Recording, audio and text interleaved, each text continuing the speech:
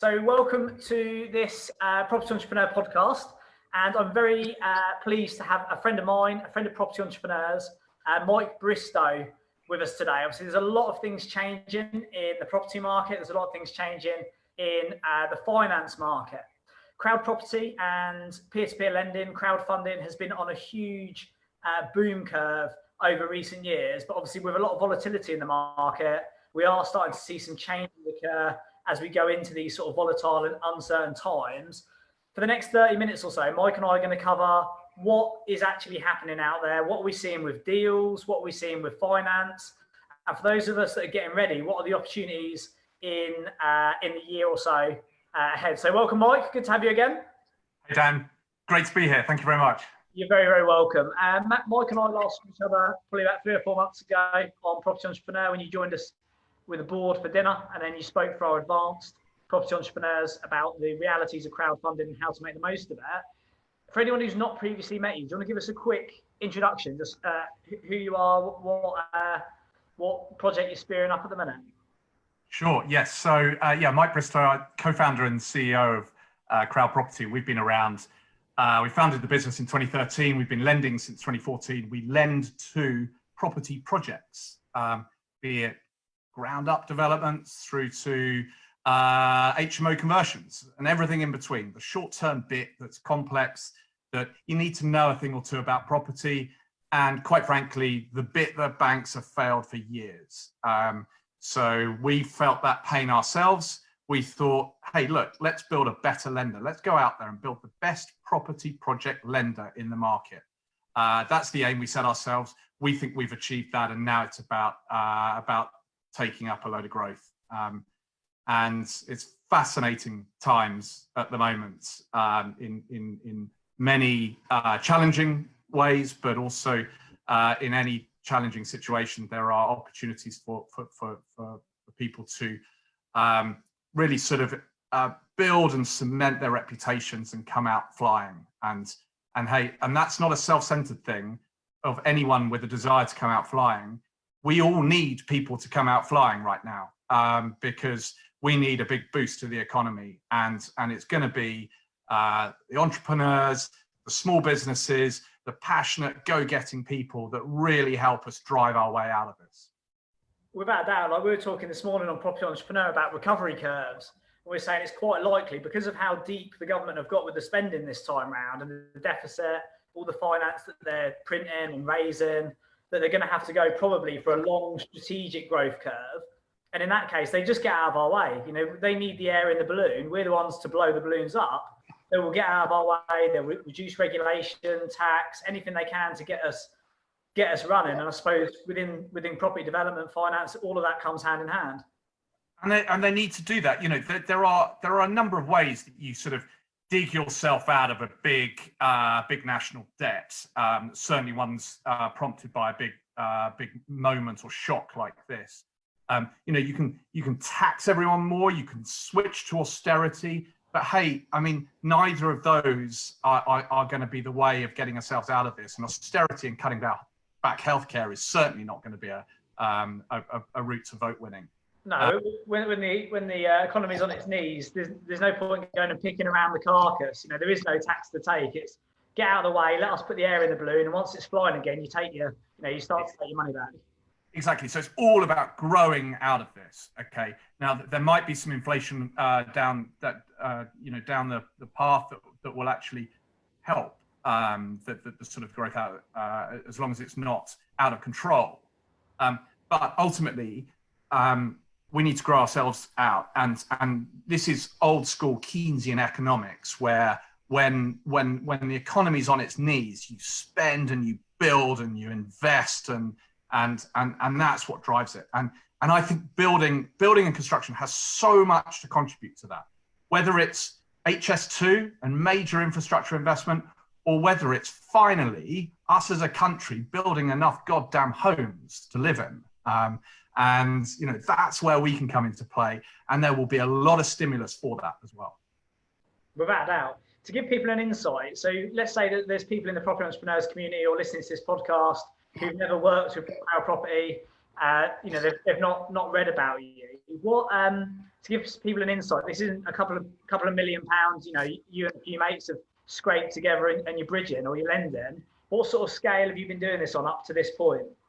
I mean, years ago when we first started, it felt a bit like that, but no, now we have funded 160 million pounds worth of property being developed, almost 1,000 homes. We've lent out 70 million pounds, and you know that is just the start. That is scraping, you know, just scratching the surface of where we're going to go with this, because fundamentally, okay, and this is always good fundamental business practice, okay, there was pain in the market, and that pain is best illustrated by a couple of stats. And so in 2008, we built 200,000 homes as a country, okay? We should have built 300,000 homes. We know we should be building at that level, but we haven't for decades, okay? But in 2008, we built 200,000 homes, and 30% of that, i.e. 60%, was built by small builders, right? Fast forward to 2017, we still built 200,000 homes, still 100,000 too few, but small builders only built 10% of that, 20,000.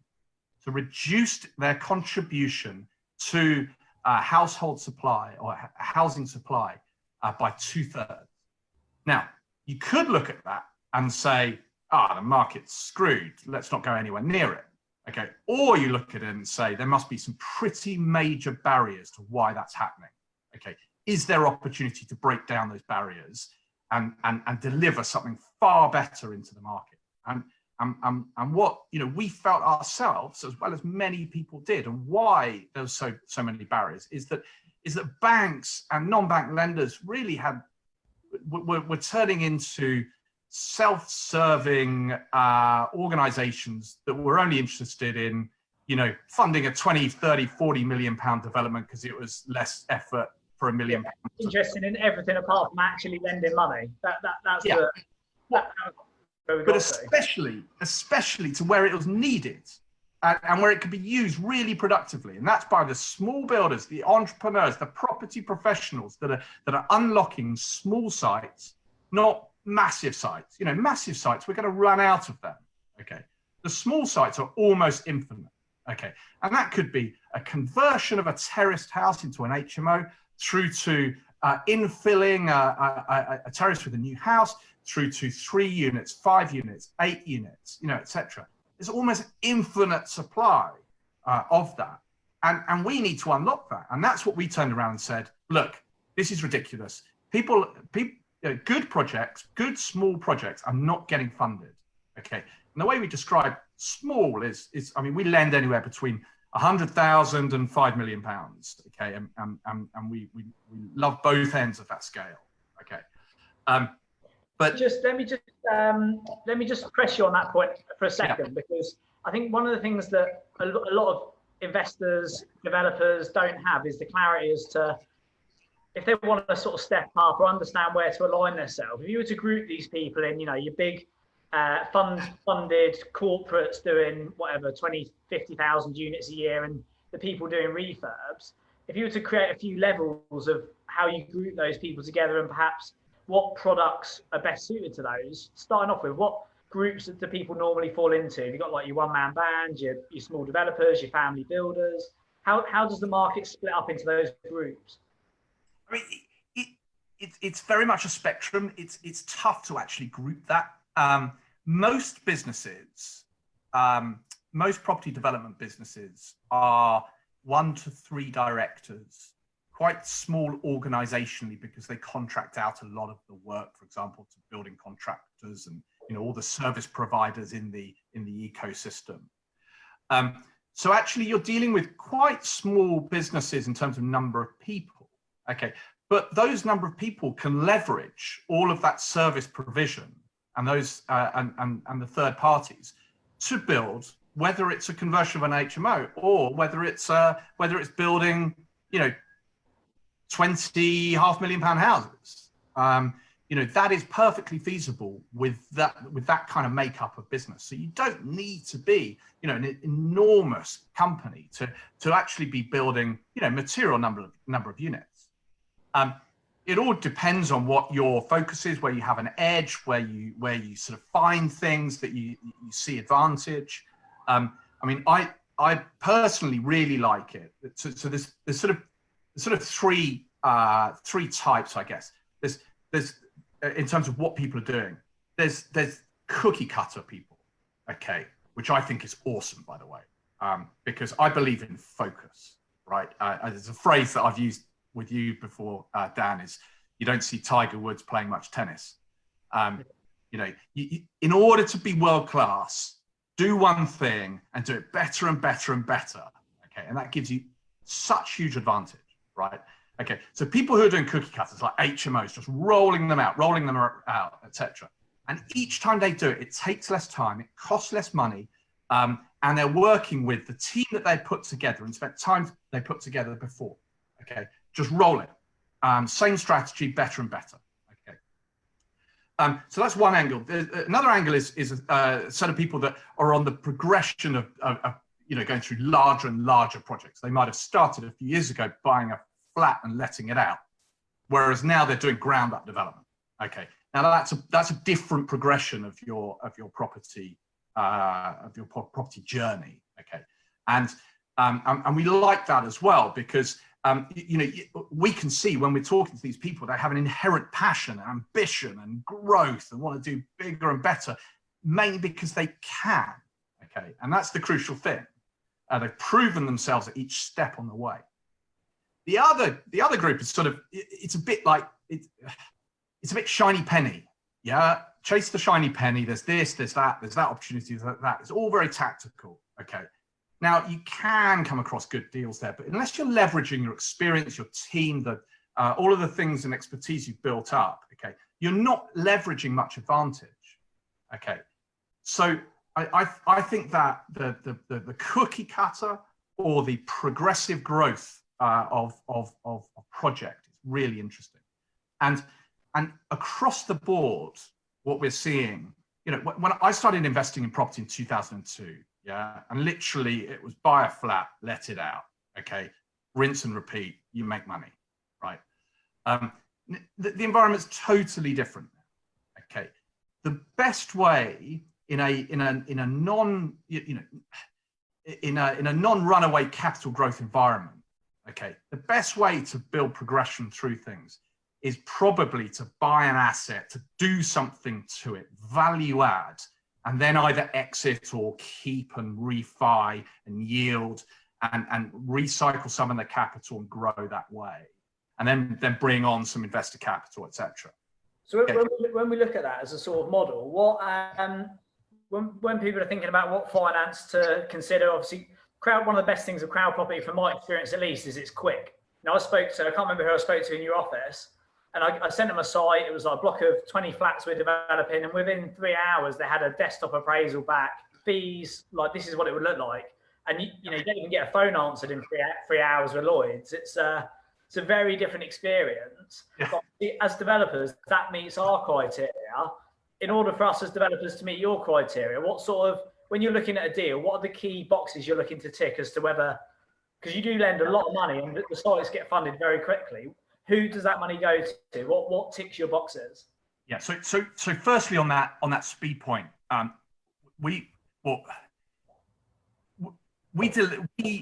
focus is on speed, ease, and certainty.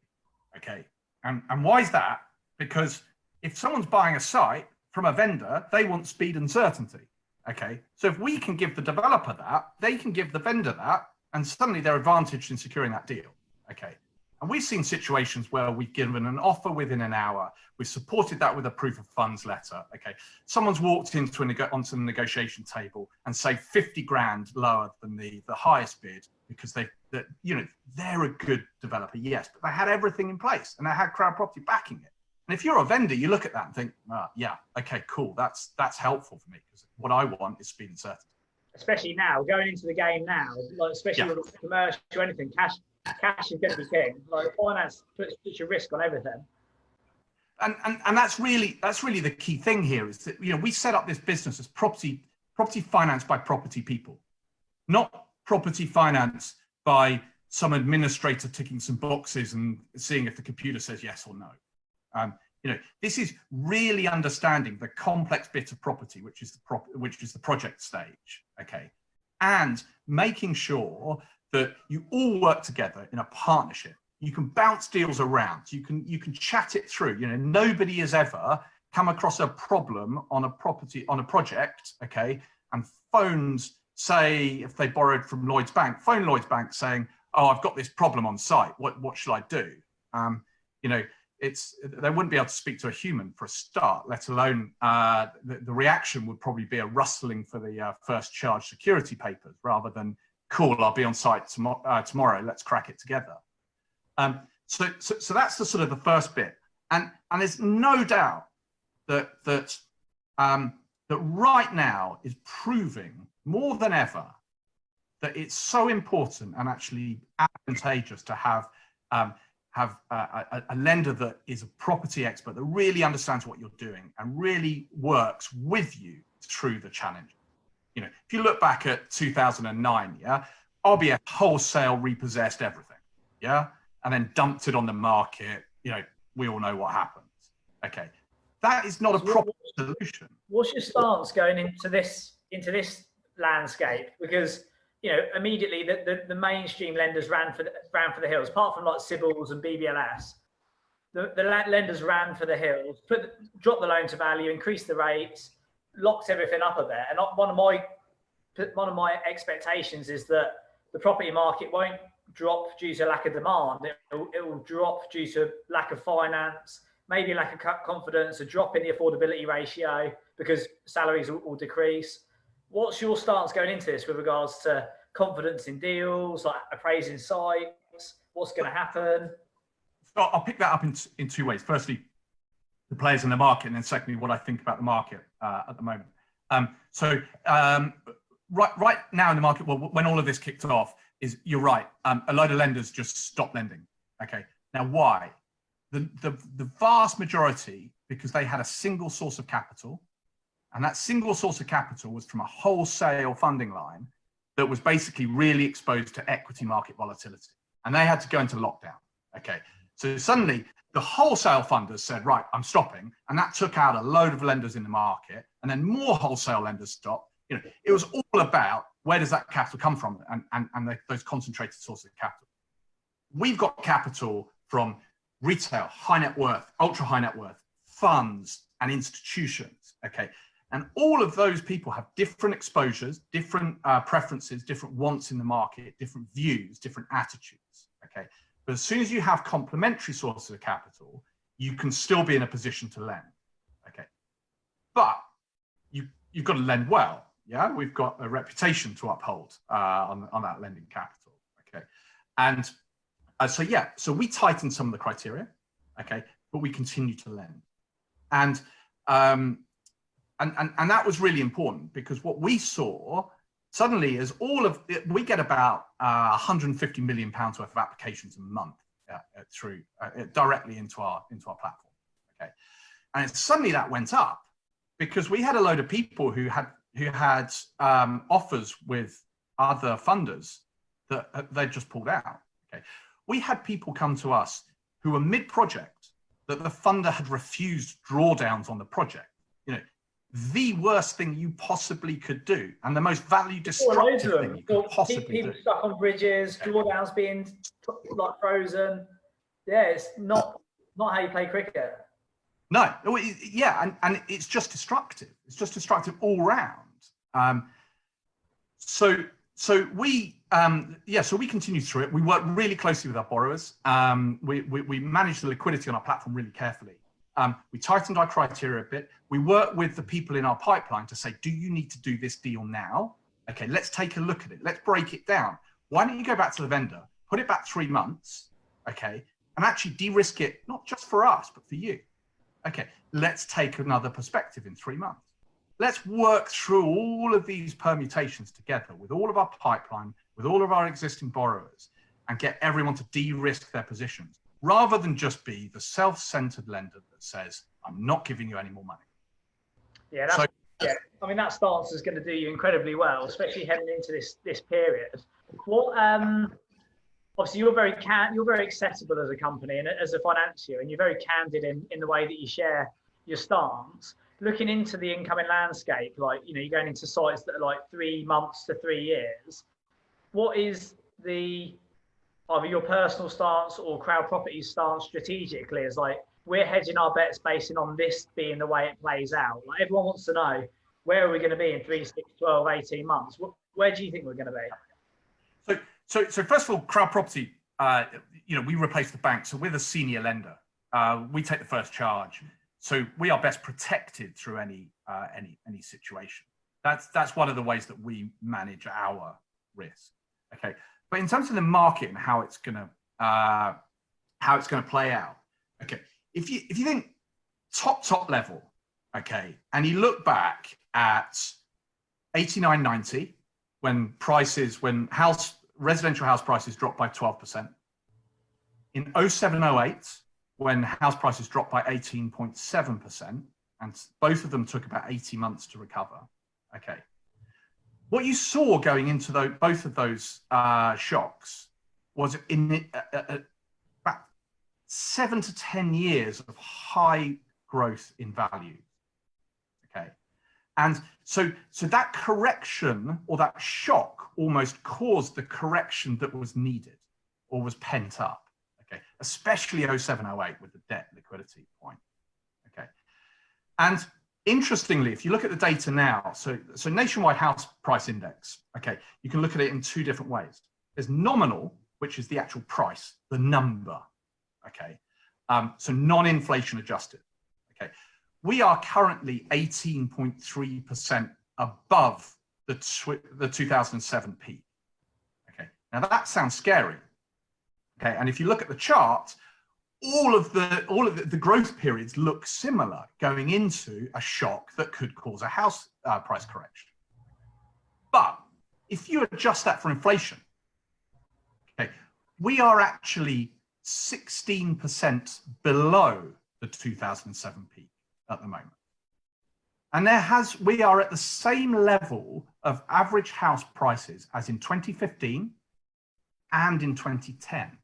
Okay, so if there's one thing that Brexit uncertainty has brought us, is a stabilization of the property market, that a major shock is not going to have a major corrective effect, okay, in the sort of structural long term.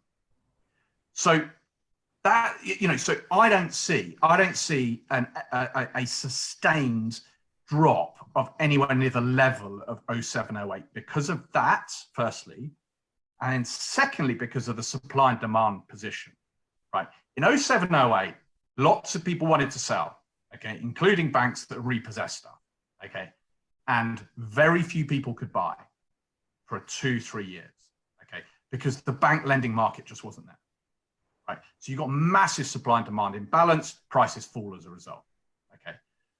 Right now, what you're gonna see, I think, is, and there's lots of caveats on this, yeah, because there's longer term issues around unemployment and the affordability point is absolutely right. But in the short and medium term, what you're gonna see is people think, right, okay, this wasn't caused by the financial system. So lending will probably come back, okay? Base rates are very low. So if I'm a seller, in any market, there's always some who need to sell. Okay, there's always some, right? But those that are thinking about selling may well just say, hey, look, I'm going to wait 6 months. Okay, so there will be less urgency to dump property and sell, and less repossession and all of this versus 07, 08. Okay, and that is going to balance things a lot better. Okay. There are sort of other things on the supply side, like unfortunately we're going to get some probate property or more probate property go onto the market than we would expect. But there's going to be a big decline in construction in 2020, so that's going to more than offset that. Okay, but then you look at this demand point, which basically says that, look, there's quite a pent-up demand from a number of years of uncertainty. Transactions are much, much lower. Okay, there's support from low interest rates. There is going to be probably some catch up in that pent up demand. You know, housing, and a bit like buying cars, I guess. It's like if nobody buys cars for 6 months, there's a bit of catch up in the following 6 months. Okay, some of those who would have bought it then go on and buy it, so there's a spike then in the following 6 months. It's not like a pub where if you close for 3 months and then you open 3 months for 3 months, everyone catches up on their drinking. Well, you never know, they might, but it won't be done. I don't think that's going to be an issue. I think save us all. Yeah. But look, the big factor is unemployment, affordability, etc. But look, how do you think demand for the PRS, demand for private rented sector is going to compare to the change in demand for PRS against the change in demand for purchasing residential? I think that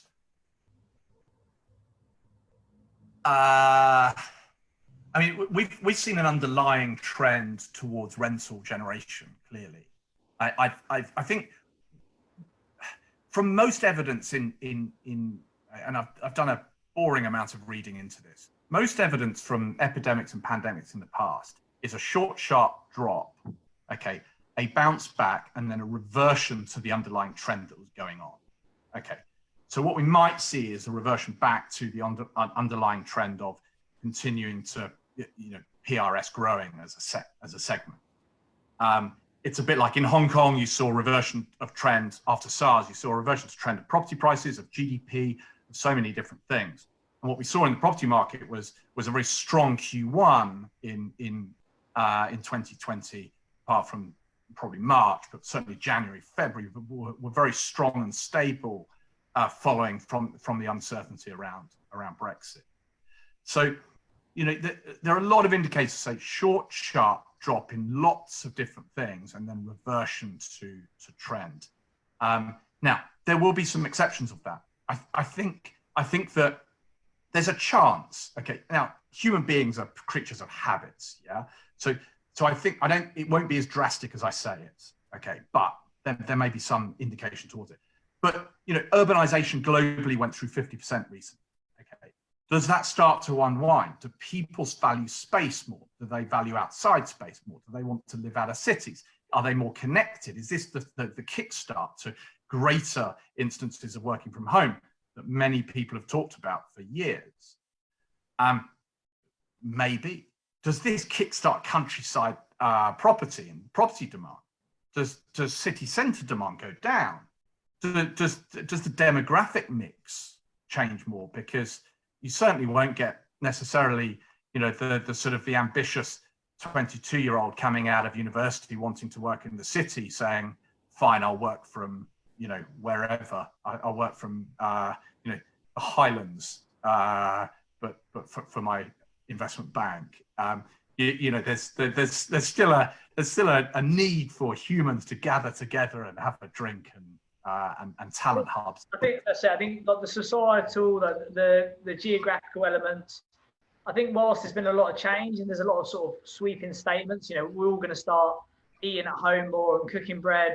I think in reality, a lot of that, we're human beings. We tend to forget very, very quickly. A lot of that will revert. I think the fundamental underliers for the next few years will be and we don't know where this is yet. We're still in that dusk period where we're starting to get some clarity of the landscape, but we can't see what's happening. As soon as we get to dawn and we can actually see the landscape and start to play the game, I think the two real big things is going to be government finance. How much of a hole have they dug? And how's that going to impact what we do on infrastructure, or how's that going to, how's the economy going to deal with that? And then obviously employment levels, average earnings. There's going to be, because like I say, there was a correction due anyway. So a lot of those the zombie businesses have had that final bullet now. Your Debenhams, a lot of these big businesses that have just dragged themselves through time, they'll disappear and there'll be some reshuffling. It's just we need to wait for the dust to settle and see what impact does that have on employment, earnings, and affordability, really. No, I mean, one of the things, residential property, okay, everyone needs, and I say that with caution because we support a homeless charity at Crown Property. Everyone needs somewhere to put their head at night, and there's a fundamental demand for that. Commercial property worries me. It's stating the obvious around retail. But now we're going to see some interesting shifts around office demands. And I'm not saying that we take what Twitter has said about everyone working from home forever and Barclays saying gone are the days of 7,000 offices. But I think that flexible working element will increase. And I think office requirement per person of working will reduce. Okay, and that will present challenges in the commercial property markets. We'll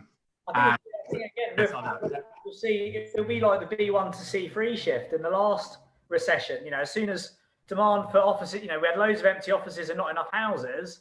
Like we were saying earlier, the government will just blitz. You know, there'll be this blitz boom where they blitz all the regulation. They'll let planning relax a bit. They'll probably clip off a bit of corporation tax or VAT to get everything going again. And like, I wouldn't be surprised if we see another permitted development shift for whatever ends up empty, whether it's retail or whatever.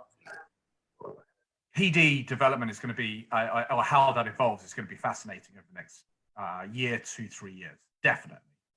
It'll be really interesting, it'll be a really good opportunity. And you know, there are still people moving into getting into commercial to resi development. You know, the people who got in on that, you know, years ago, they've done well. You know, this is one area to get, you know, to skill yourself up on, keep an eye on, keep informed, and keep spotting the opportunity. Couple of questions for you. If you were to hedge your bets on, so you invest in your, like choosing where to invest your money, would you, what space, let's say you took a pot of, well, it's your hard-earned money, let's say you took a pot of your own £1 million cash and you're going to invest it in a space in the property market over the next 12 months, where would you be looking to go with that?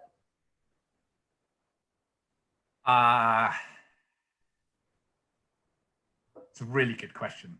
I would, it would be in residential. It would be probably in watching the PD rights and snapping up, you know, maybe retail on the high street, things like that, and repurposing for resi. I believe that, you know, the fundamentals to any business, okay, is yielding your assets, okay, and you've got to really spot how to yield them best. And I think, you know, co-living schemes are a good place, a good play. And if you build up a big enough portfolio on that, you can get really, really efficient at it, both in the construction process, the creation process, but also in the management process, and you can start to yield very well. You know, I'm a business builder, so that's how I look at it. It's like, right, what are the assets to support a business that gets better and better and better?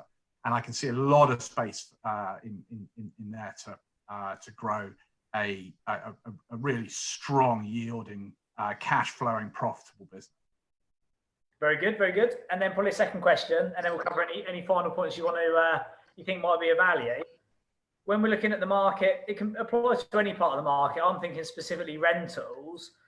Which end of the spectrum do you think is going to be more positively impacted, or is going to grow in demand more? Do you think the top of the market, with, you know, people who were going to buy but now can't afford it, so they go into high-end flats or high-end HMOs, or the bottom end of the market, you know, people who have fallen on bad times, they've lost their jobs?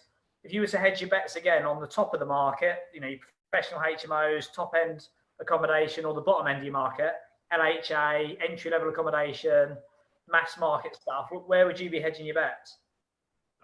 I think that where you want to be playing is in the most liquid active markets.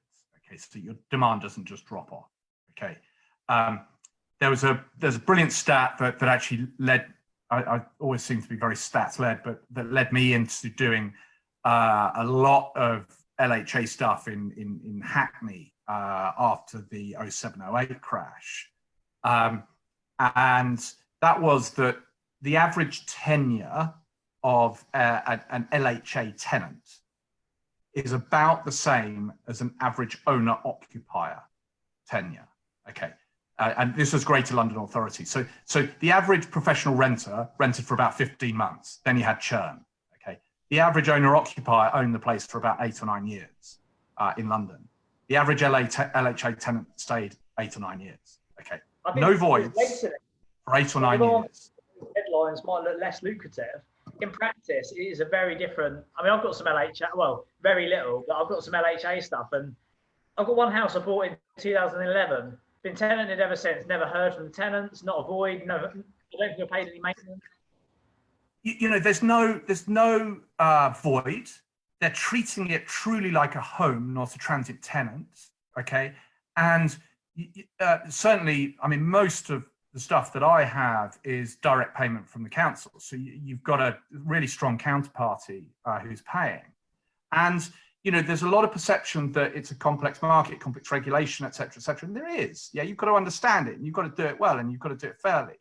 Okay, but it's a great market to be in, because any kind of barrier in terms of complexity, regulation, et cetera, it is a barrier. So you're less competed as well.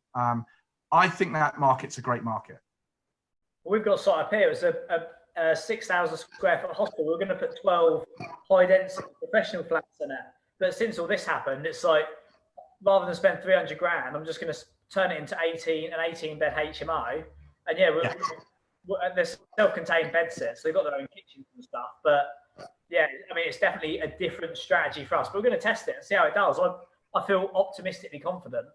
Yeah, that's great. And that's really cool, because that's sort of one of my tips always is you always have a plan B. You know, whatever you're creating, have that plan B. Have the, you know, if you're doing, you know, for example, service accommodation will be torn to shreds right now. It's going to be a real challenge. Okay. What's going to happen in that space? I hope that many of the people in that space were actually creating product that actually can split into separate leaseholds and be separate flats, and actually have a different exit model. You know, can have a different usage. That's a real challenge. So you always have a plan B. You never know when these sort of crazy black swan events are going to happen. You've got to always have a plan B. What do you think, like with regards to that market, the mass service accommodation market? You know, your Monday to Friday workers, your trades, your you know, people like that fulfill a lot of that service accommodation space that's not bespoke holiday lets. Obviously, we're seeing some big employers go under. There's definitely going to be a drop in the, you know, an increase in the unemployment rate. How much of a bounce back do you think that space is going to experience? I mean, it will bounce back definitely, because it wouldn't have existed if there wasn't customer demand for it, and an appreciation for what that offers versus a long-term tenancy versus a hotel versus, you know, whatever it is. So there's going to be a market for it. It will get competitive by definition. It will get price sensitive because it will be competed. Will we see as much traveling? Will we see as much working elsewhere? You know, I personally work a little over half the week in Birmingham, whilst I live in London, and I stay in a serviced accommodation flat in Birmingham. Am I there now? No, because we're on shutdown. So, you know, will I go back to that? Yes, definitely. Now, that's just a sample of one. We can't extrapolate from that. But the point is, it will come back. It will come back. But people in that market need to be nimble to look at repurposing and you know, where they're concerned, and that there'll naturally be a bit of churn out of the space provision in that market.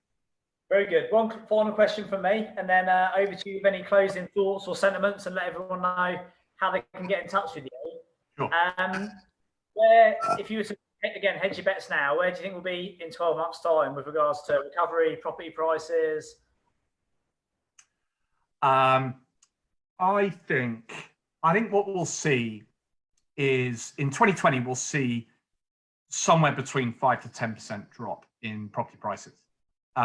Now, that will be based on low transactions and the people that need to sell, okay? So I think that will be a skewed view of the market. What do you think it's going to cause a drop in transactions? Do you think it's going to be demand, supply, or do you think it's going to be like a lock-up of the finance market? Confidence? It will slowly come on. All of it will slowly come back together, I think. But the people that will really suffer is where they need to sell. I don't think personally unlike maybe 07, 08, I don't think we'll be able to, as property people, we'll be able to run around and find deals of the century. Okay, I think there'll be good deals out there, but there won't be deals of the century. You know, because sellers in the main will be able to wait, so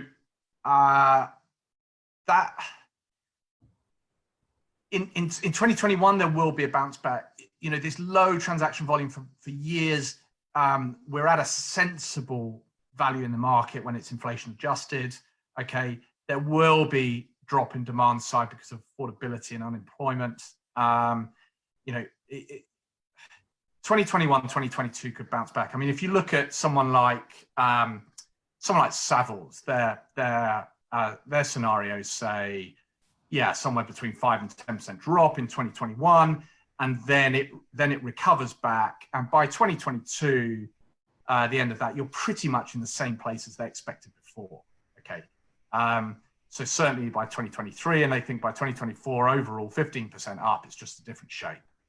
That's not far off, right? I don't think. I think. Very good. Very interesting. Nobody has a crystal ball.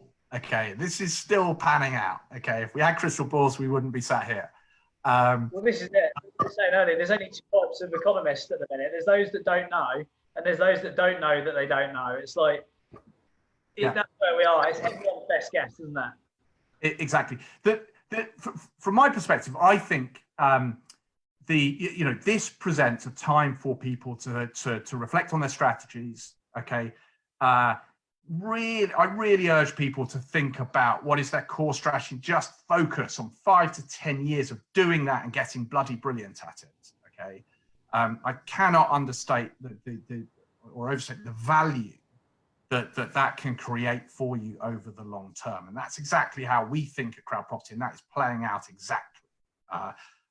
exactly right. But also, you know, you're going to need to be nimble, right? Get your team together. Get the various parties together. I would say this, get your lender on board, get a relationship with them, get speaking to them. Okay, get sharing projects with them, get explaining them about your background, your vision, your ambition, all of this. That's one of the things that we see. You asked earlier, what do we really look for in a project? Yeah, there's all the numbers on the projects, there's good markets, liquid markets, etc. All of those data indicators. And then there's usually the squidgy human thing in the middle that mucks these things up. Okay, so do you have that commitment, that ambition, that desire to be in property and build a property business? That's the key thing, and that's one of the human motivations that we look for when we're working with people. And as entrepreneurs, this is the time we thrive. When there's air in the balloon, the government take their tax, competing with the masses. In times of chaos, we're the only ones who have the appetite to go out and pull this stuff together. So I really appreciate you taking the time to speak to us today, Mike. And for people who want to get in touch with regards to sending their developments, looking at the products and services you offer, think about really stepping up their finance for 2020, what's the best way for them to reach out and go through that process with you? The best way, our website, crowdproperty.com. And look, one of the things we, this typifies exactly what we did when we set up Crowd Property. We sat down and said, what do we as investors and developers ourselves want from a lender? The perfect lender. Let's design the perfect lender, right?